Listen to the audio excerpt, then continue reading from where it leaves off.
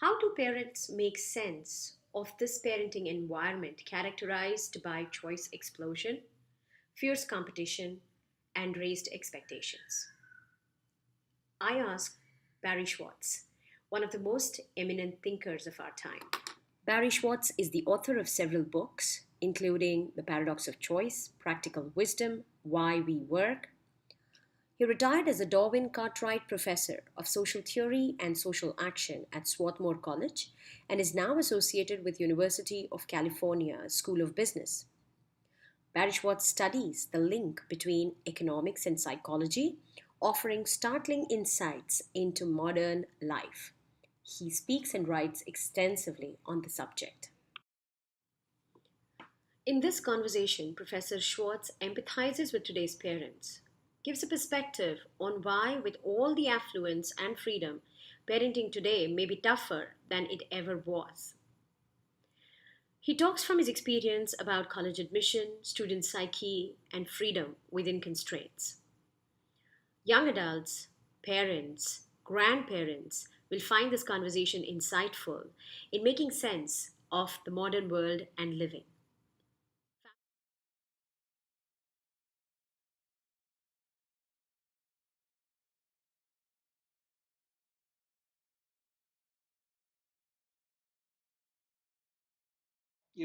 My perspective is very particular. I have, I think, reasonable appreciation of what upper middle class parents in a rich society do and the problems they face. But I'm very mindful that in a sense, the things I worry about are rich people's problems. Most of the world doesn't have any of the problems that I worry about. They have a different set of problems, and I have much less of any use to say about the problems that are faced by most people in the world. But affluent people, and it's no longer restricted, I think, to Western societies, face a set of problems that I have focused on. And one of them, which I wrote about in my book, The Paradox of Choice, is we face an unlimited, essentially unlimited and overwhelming variety of choices. And this is true when we're shopping in the supermarket, but it's also true when we're making major decisions like, romantic attachments, how to raise our children, where to send our children to school. When I was growing up, every kid went to the neighborhood school. When my children were growing up, every kid went to the neighborhood school. Increasingly in the United States, cities offer you the option of having your kids go to any school in the city, any public school in the city, leaving aside the private schools. And so all of a sudden you're trying to figure out what school is the right school for my child. That didn't used to be a problem if you were a parent. Yep. Yeah. It's interesting that you say that you focus on the problem of rich, affluent people in the society, which doesn't affect the large portion of the society. But it's interesting that this problem, it's actually most of the times not recognized by people of the affluent society as well. I mean, we don't realize that this kind of a problem exists. So until reading your Paradox of Choice, I I mean, I could not understand that just having too much of choice could be actually a problem. And that could Oh, be the no, no. cause of so much worry and so much stress that we go through. And I I find it think that's into I think that's why my book sort of struck a nerve, because I think people sort of went through their lives thinking, my life ought to be perfect and I ought to feel perfect, but I don't. What's wrong with me? And I can do whatever I want. Why am I miserable? And so we, and particularly in Western societies, there's been a kind of assumption that since choice is good, which it is, more choice must be better. yeah, And more choice, better yet. And more choice, better yet. There can never be too much of that particular good thing. It never really occurred to anyone that at some point, instead of being liberated by all this choice, people are paralyzed and they're anxious and they can't make decisions, or they second guess themselves with every decision they make. And what I have observed is that parents simply transmit this set of assumptions to their children. So just as they think the more choice people have, the better, they think the same for their kids. So they want their kids to have every possible experience. They want their kids to feel that they will be able to do whatever they want as they mature. And so there are, sports teams and dance lessons and music lessons and preparation so that you'll do well on standardized tests so that you can get into any college you want. It's endless. And I now have my oldest grandchild is a senior in high school, and she and all of her friends are torturing themselves with, where am I going to go to college next year? A, where do I want to go? And B, will I get in? Yep. And it started last year when she was a junior. It basically poisoned most of her junior year, and now it's continuing. And it's a source of unlimited stress. And when I say, it almost certainly doesn't matter where you go to college, and within very broad limits. And B, if it did matter, you wouldn't be able to know in advance what the right place was, because it's likely it's going to be a series of accidents that you can't predict, like who's your roommate and who teaches you your first course in economics or biology. You can't know in advance any of those things when it comes to choosing your college. So they think there's a problem they have. A, they think they have a problem, which they don't. B, they think it's a problem they ought to be able to solve, which they can't. And then C, when they finally do make a choice, they're looking around, second guessing themselves, wondering if their friends were going to different schools or having a better experience than they are. And that kind of poisons their own sense that there's a lot that's rich in the place they're at. So I'm watching this happen. And, when you tell people, young people and parents with incredible ambition for their children, that you need to impose limits, they look at you like you've lost your mind. So, so I do think, it's true that nobody realized that it was a problem until I said it. And then all of a sudden, everybody realized that it's a problem.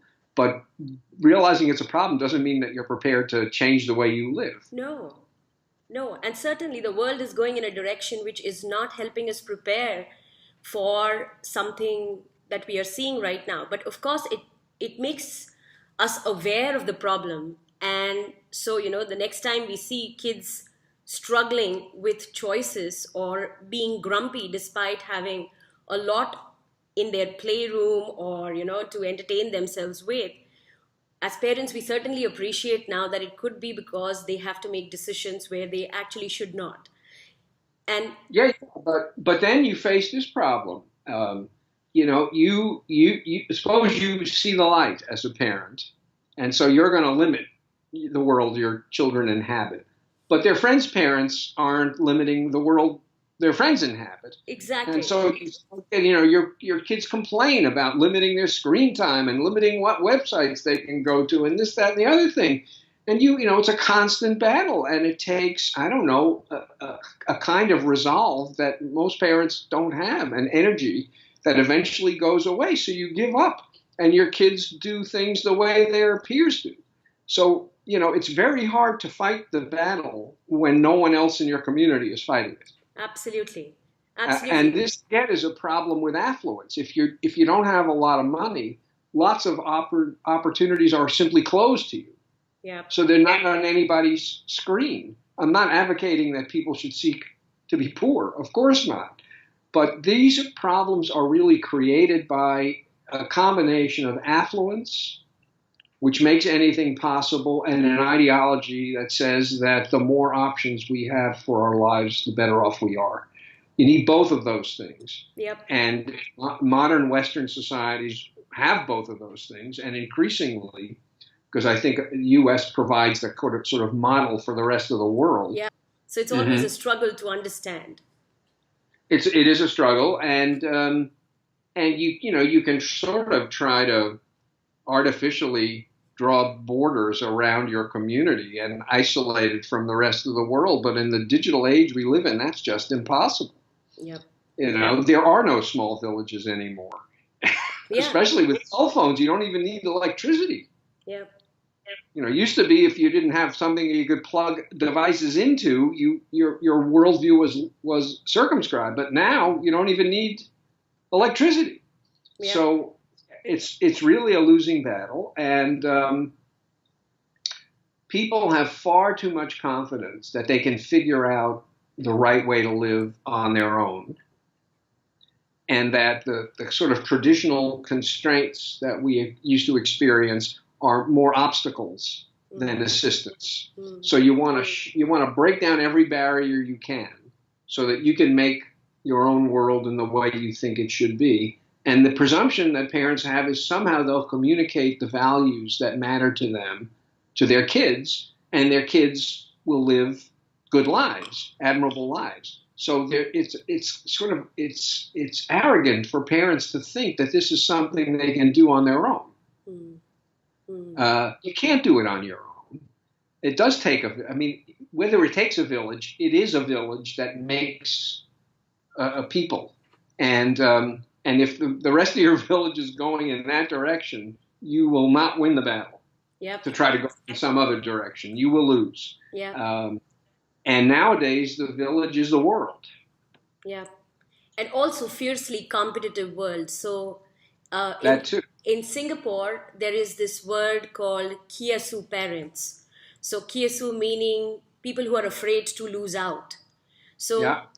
So overly competitive parents. So when you actually pit yourself against the other parents, you don't see yourself as a community, but you see yourself as a competition. Yeah. You, in your words, it could be, the maximizers who send their children to every class, to hone arts and sports, and they don't want them to lose out on anything that's available. But as you've mentioned in the book, maximizers is not the best approach to have to anything, least of all to parenting. That's right. But you point out, I think correctly, that some parents even realize this, but they do it in self-defense. Yeah. I'm being an irresponsible. If I don't put my child in a position to be able to do whatever he or she wants, I'm being a bad parent. Yeah. And so I don't want to create that kind of mindset in my kid, but I have to. Because if I don't, when the time comes to get into university, my kid's friends will get in to the best university and my kid won't. And that'll be my fault. Yeah. Yeah. Exactly. At some point, my child will decide on his or her own how ambitious to be. But my job is to make sure that however ambitious he or she decides to be, she's got the tools to succeed. Yeah. And then, by the time the kid starts making their own big decisions at age 17, 18, whatever, they've essentially simply adopted the same kind of orientation for themselves, which their parents didn't necessarily intend. It's a very competitive world, and it seems irresponsible not to prepare your kids for the competition.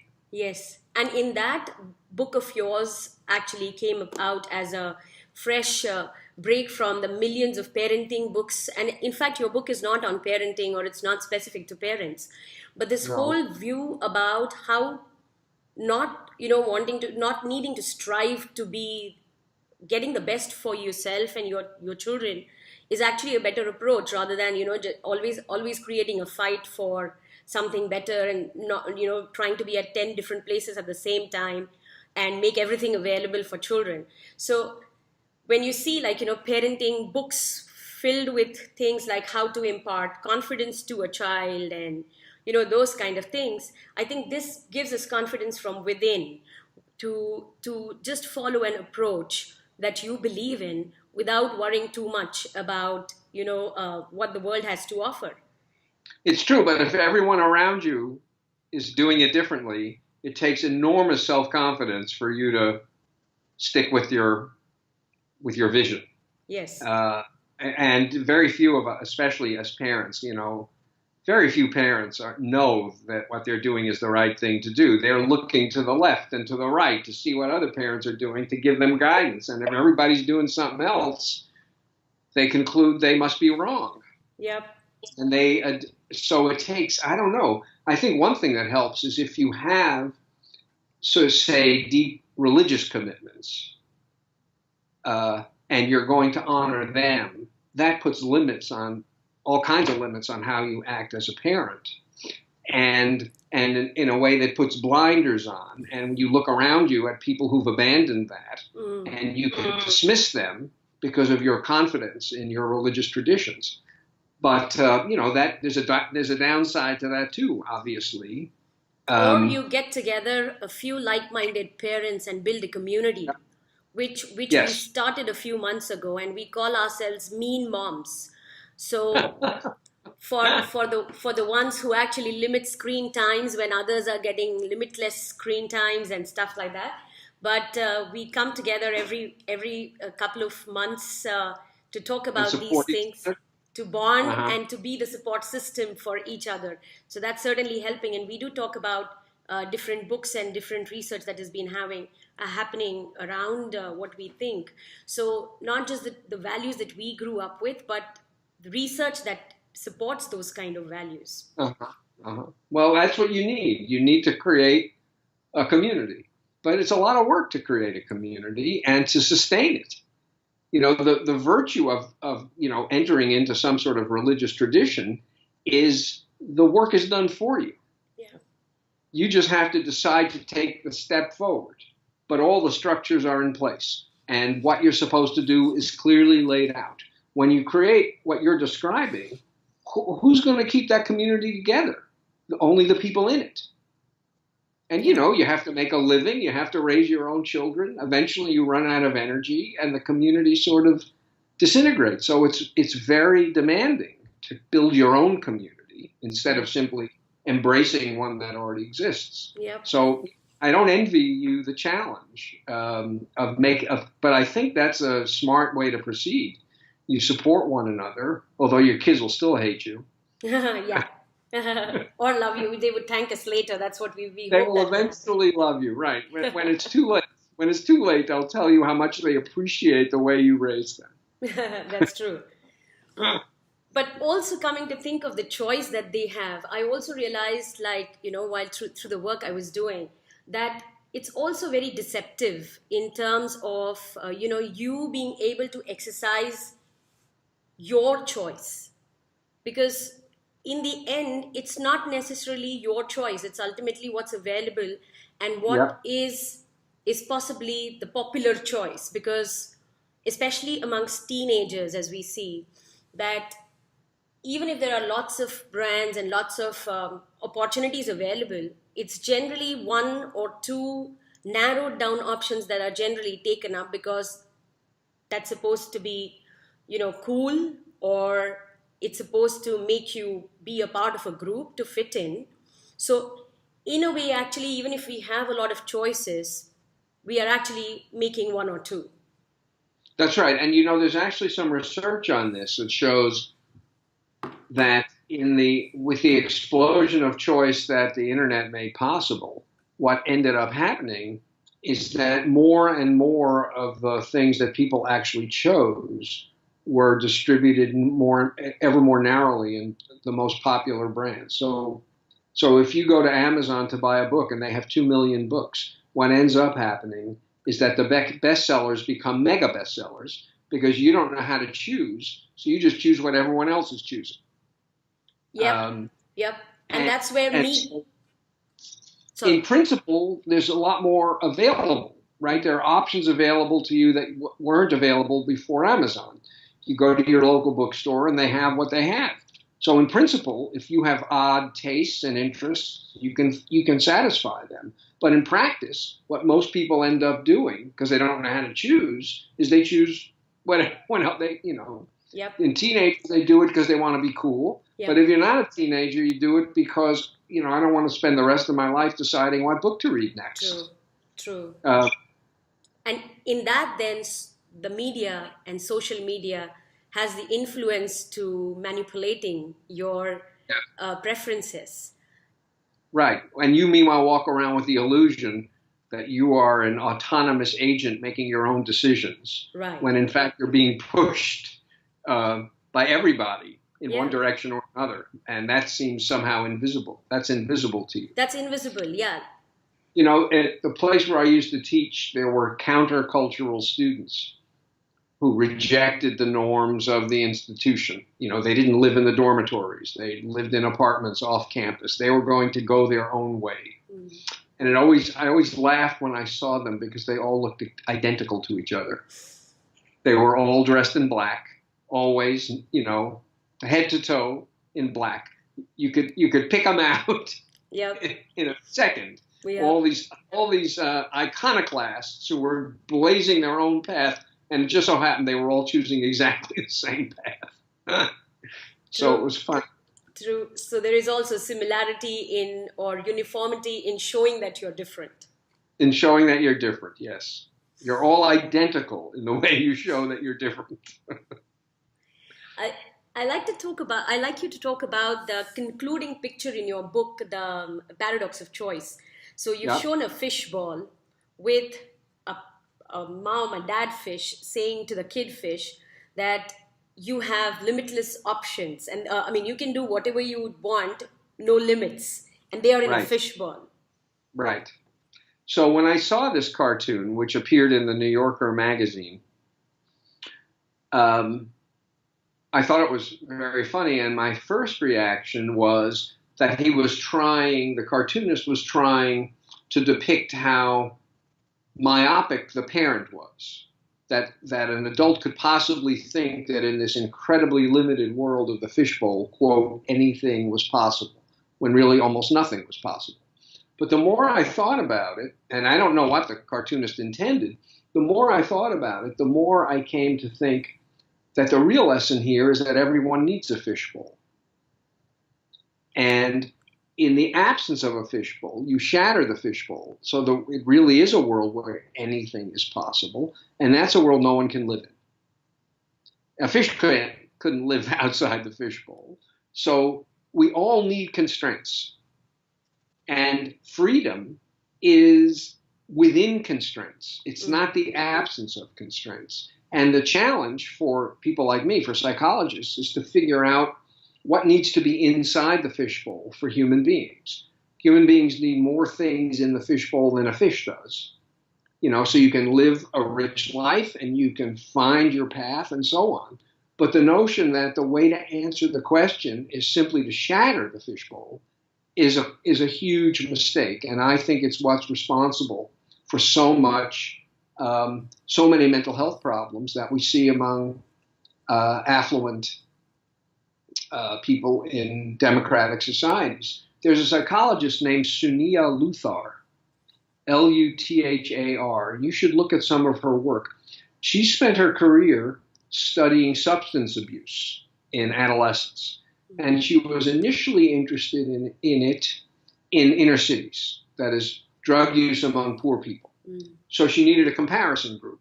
So she studied teenagers in a poor section of New York and teenagers in an extremely affluent community. And what she discovered, not what she was expecting, is that the control group, the rich kids, abused drugs more than the poor kids did. And not only that, they did it for a different reason. The poor kids did it for recreation. The rich kids did it to self-medicate. So she changed her focus completely, and she stopped studying, the inner city and started studying, the misery of teenagers in affluent American communities. And, every mental health problem you can imagine, substance abuse, crime, although it's a different kind of crime, it's vandalism, it's cheating on exams. It's not crime to put money in your pocket because they don't need the money. It's just antisocial crime. They're basket cases. The people who are living the most privileged lives in the history of the world are raising kids who are basket cases. And she has spent now 20 years studying the psychological problems among the affluent. And she and I have written a couple of little things together, but she thinks a lot of the problem is the unlimited choice that affluence provides. And a lot of the problem is the competitive, this competition to have and be and do the best. Yeah. You And know, it's so not good how enough. can, yeah, It's so not good how, enough to go to a good college. You have to go to the best college, whatever that is. yeah, yeah. And you said in one of the talks that the meritocracy is deceptive as well. So admissions could be done by lottery as well, and they could be as fair. I And mean, it is a meritocracy, but the point is that, I mean, some students are better prepared than other students. There's no question about it. But the idea that the students Harvard admits are better than the ones they don't admit is ludicrous, because they get 12 applications for every spot, or 20, and virtually everyone who applies would do fine. And so they're inventing distinctions rather than making them. These kids are all so good that we don't have a metric for saying this one is better than that one. So in effect, it's a lottery, although everyone pretends that it's not. I mean, there really is a meritocracy. If you're a terrible student, you won't get into Harvard. But if you're a good student, then you need to be lucky. yeah, but that's if actually lottery admissions happen by lottery, you're actually taking away, some of the parents, the single most deliverable of Yeah. parenting, to get their children into the best and prestigious universities from Yeah. actually from all over the world. In fact, even this side, there are parents who are actually, last couple of months there have been rush months where parents were submitting forms and applications and everything, and there was a big thing happening about college admissions there, and a lot of discussions happened. So, Uh, in a way, no, they no, would be jobless. absolutely. And when I mention with a serious look on my face that college admission should be done by lottery, the people in the audience think I've absolutely lost my mind, and it's for just the reason that you suggest. The single most important thing in my child's life, you want me to allow to happen as a matter of luck. I control everything about my life. I've controlled everything about my kid's life. Those are also, of course, fantasies, but that's what parents imagine. And now you want me to allow this to happen with a roll of what are you, crazy? And when I'd say to them, well, it is a lottery already, you just don't know it. They refuse to accept it. And what I think happens, I know this happens in Asia, it's starting to happen in the U.S. In lots of Asian societies, the kids go to school for 7 or 8 hours, and then they go home, and then they go to school. Because they spend all their time going to school so that they'll do well on the exam, so that they'll get into the university that guarantees their future. I taught a bunch of students at Swarthmore not that many years ago, all of whom had gone all through school in South Korea. And they were incredibly dedicated and disciplined and competent, and you couldn't get them to open their mouths. They had been so beaten down by the pressure to be competitive that they thought that college was the finish line, not the starting line. Yeah. And you don't want kids starting university thinking that the race is over. Yeah. But that's what right. happens. That's what happens when you create an environment like this. And I don't know how you stop it, because frankly, you're not going to, no one's going to admit that it's a lottery or formally make it a lottery. I don't see that happening. Although I have written the same article now 10 times because I want one school just to try it as an experiment. And when they discover that their students are just as good as they were, maybe take it seriously as a way of easing the pressure on kids in high school. Yeah. But no one has taken the opportunity to try it. Yeah. And you see this happening with this generation even more, isn't it?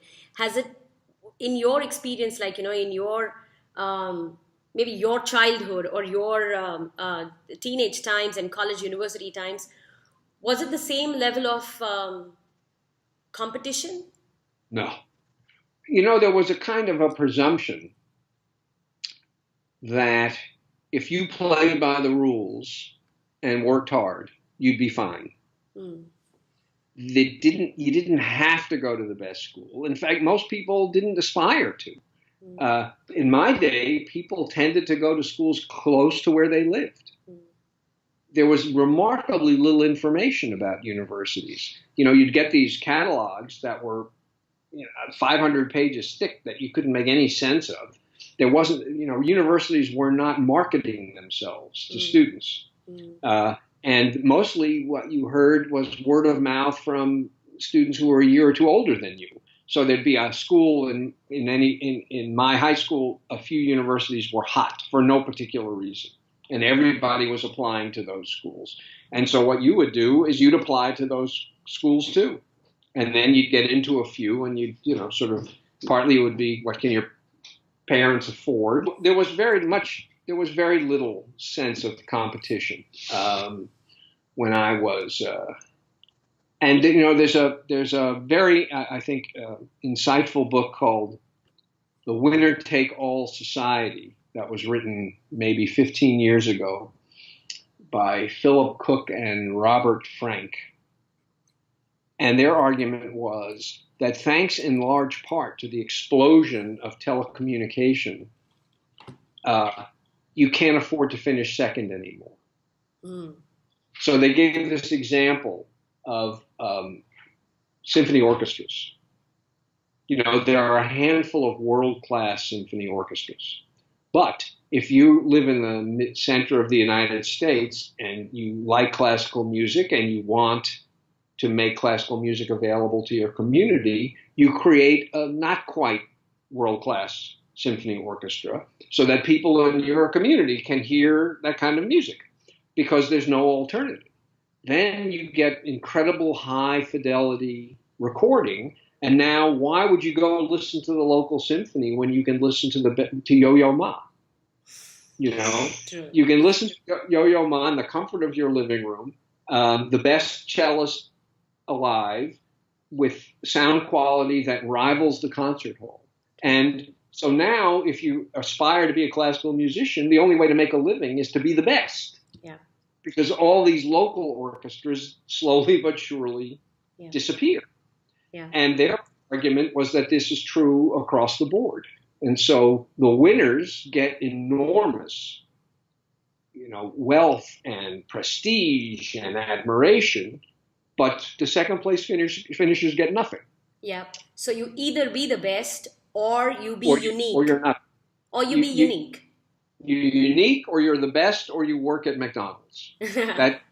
So if that's the sort of the atmosphere in the culture, you can see why parents are, being competitive on behalf of their kids and want their kids to be competitive on their own behalf, because it's like falling off a mountain. Yeah. Instead of sliding down a hill, you're falling off a mountain. And the same thing was true, in very elite institutions in the United States. It's very hard to get tenure as a faculty member, and most people don't, even though they're quite good. But it didn't matter in the old days. If you didn't get tenure at Yale, you would get a wonderful job somewhere else. Yeah. It's a nice gradual hill. Maybe you can't stay at the top of the hill, but you find a foothold just a few runs down. What's become increasingly the case is people feel that if I don't get tenure, that's the end of my career. There won't be a safe landing. There won't be a good second place for me. And so I work 150 hours a week doing everything I possibly can, because it's either tenure here or end of my career. And how much of this is real, and how much of it is more of perception or projection?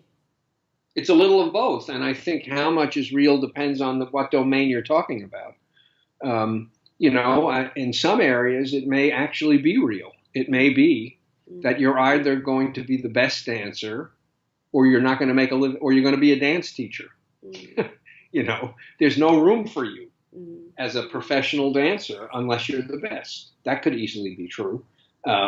Or the best model or the best athlete. I mean, that could certainly be true. But if people think it's true, it almost doesn't matter whether it is, because they're going to act as if it is, and put enormous pressure on themselves and on their children. Yeah. And that's the current world. And do you then think that this generation of parents and children have the toughest challenges so far? They've been dealt the toughest.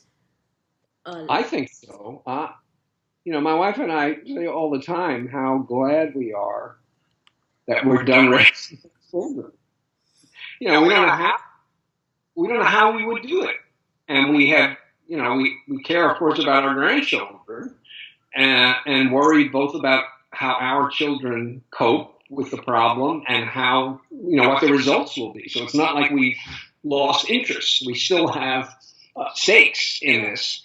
But I think we regard our child rearing as a piece of cake, as trivially easy in comparison to what our children face as parents. And I see no sign that any of this is going to get easier. It's going to get tougher from here. I think when my grandchildren become parents, the problems will be even worse. I don't see anything stopping this progression. And I think it's become a problem that, you can't be solved. Now just like to get into Harvard, you need to be lucky and good. To have successful, happy children, you need to be lucky. There are some parents who are better than others, but anyone who thinks that if you do everything right as a parent, you're guaranteed a good result is living in a fantasy. Mm-hmm. So you need to, you say your prayers to whatever God you pray to, and you cross your fingers, you do everything you can, and then you hope that you win the lottery. So now in such a world, would you still advise practicing practical wisdom and growing up children, raising children with practical wisdom? The ability now more than ever, although it's harder and harder to have the space to do that. For example, the notion that since choice is good, more choice is better, we now know, or at least I know, that that's not true. Well, once you've decided that more choice isn't necessarily better, how much choice is enough? Yeah. It's easier to live in a world where just every time you add an option, you make things better. Then you don't have to think. Just every time you get the opportunity to add an option to your kid's life, you take that opportunity. Well, along comes a guy like me who says, no. There can be too little choice and there can be too much choice, and you want to create the right amount. What's the right amount? This is a very hard question to answer. It's a very hard problem to solve. Wise parents answer this question correctly, and they don't answer it the same way for every child. If you have a timid child, then you probably want to expand the child's universe. If you have a risk-taking child, then you probably want to put your arms around the child and protect it. So what worked for the first child may not work for the second. So you're always needing to figure out what this particular kid needs at this particular time in his or her life. And that's what wisdom is. Rules help. They get you started. You read all these advice books about how to be a parent, and it's better to have that than to have nothing. But the idea that you can then just follow the recipe, that's fantasy. And I think kids usually teach their parents that it's fantasy. Yes. If you're lucky, your kids will show you that you can't do it by recipe, and you'll be open enough to learn from your children. Yeah. We have in the book we wrote about wisdom, my collaborator and I have a quote from one mother who says, "My children raised me up." She's being asked, how did you learn how to deal with the challenges of the parenting? And she said, basically, my children taught me. Now, I think every child every parent can be taught by children, but as a parent, you need to be open to the possibility that not only are you teaching your kids, but your kids are teaching you. Yes. If you think you already know the answer to every question, then your kids will be teaching and teaching and teaching, but you won't be learning, learning and learning. True. So yes, I think we need it more now than ever. And again, also, let me just say, as the traditions that basically tell you how to live are having a weaker and weaker hold on us, as the tradition gets weaker, how do you decide? You need to decide on your own, and that also takes judgment. If you're an orthodox member of any religious organization, most of the big decisions in life are made for you, and you follow those rules. Well, as those institutions hold on us gets weaker, the rules are guidelines, but they're not rules anymore. Which of these religious practices am I going to follow? Which ones am I going to reject? Which ones am I going to try to instill in my children? Which ones am I going to let my children sort of decide for themselves? All this requires judgment. Yep. Okay. So now I would seek your practical advice, wise advice on a few specific questions. What would be your advice to overly competitive or kyesu parents?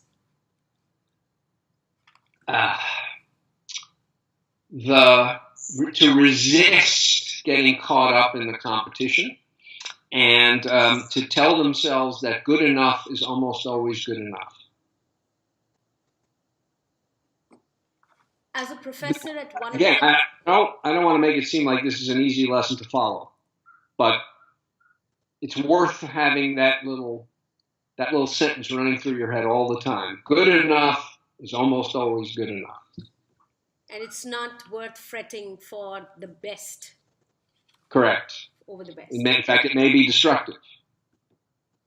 As a professor at one of the best universities in the US, what would you say to a parent whose bright child failed to get admitted to a prestigious US university?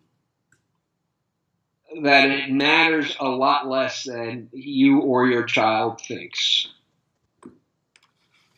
The question you should be asking is, how can I get the most out of the place I'm at? Which is more important than what's the place that offers me the most.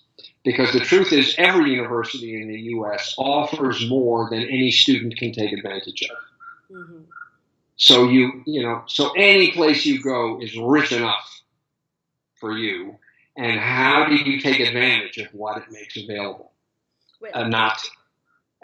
So that's the hard question. How do you create a child who goes to university with great enthusiasm and open arms and just wants to inhale everything wonderful that's there, because there's going to be more there than your child will be able to take advantage of. And that's true of not just universities, but anywhere you are. It is. Well, no, there are impoverished environments. There are fish bowls with not much in them. But we're talking now not about the people who are forced to survive in fish bowls. We're talking about people where the problem is too much, not too little. Right. And for those kinds of people, yes, pretty much anywhere you are, there's more available than you'll be able to take advantage of. Okay. Why should parents, or for that matter, any adult, not ask a kid graduating high school, what do you want to do after graduating from school? Because the kids don't know.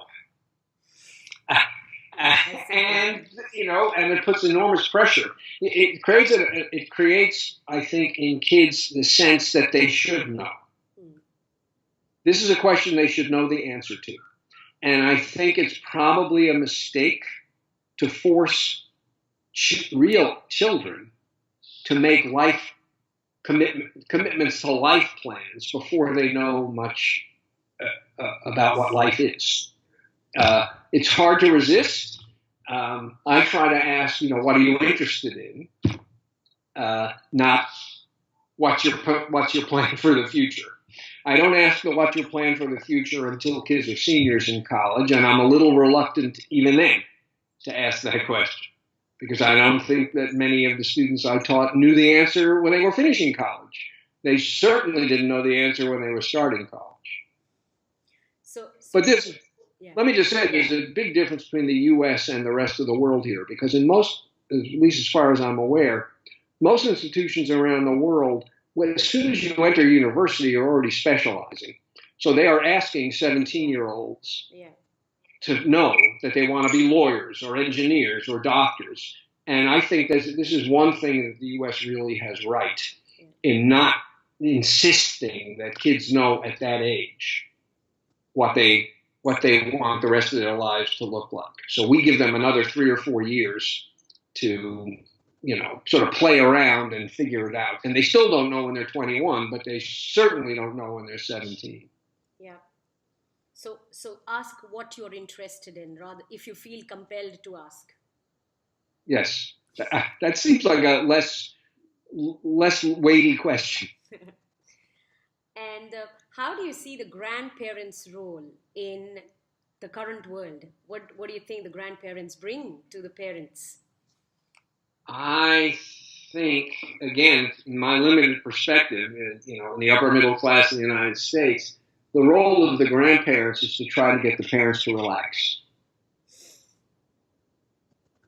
And, to try to convince them that the stakes are not as high, every little decision are not as high as they think they are.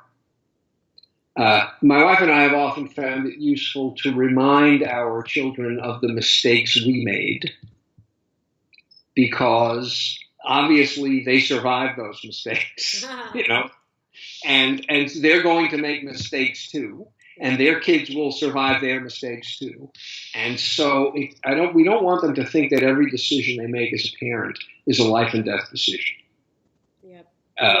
So, by showing our own limitations and our own missteps to them, somewhat ruefully, I must say, it, I think, gives them permission to fail now and then, with the sense that you can recover from most failures. Yeah. So I think grandparents should be trying to get parents to chill. Right. And finally, what, in your opinion, should be the aim of parenting today? Well, so I used to think, I took it for granted that our children would grow up to be happy people who were satisfied with their lives. And what I came to see by teaching, as my kids became teenagers and they became more like the kids I was teaching, I came to see that it was folly on my part to take it for granted that well-meaning parents who had resources would produce happy adult children. So I stopped taking it for granted, since I saw so much misery in the students I was teaching. And I sort of changed, instead of wanting, high-achieving and successful children, I wanted children who were happy with their lives. I stopped taking that for granted. And I think that is a reasonable goal for parents to have. Kids who will enter adulthood comfortable in their own bodies and with their own place in the world, which you can't take any of that for granted anymore. Now, how do you achieve that? Don't ask me. Limit choices and impart practical wisdom. Well, limit choices, yes, and but even then, you need to be lucky. Thank you so much, Professor Schwartz, for your time. I thoroughly enjoyed talking to you, and as did I. Thank you very much. Have a great day. You too. Bye-bye. Thank you. Bye.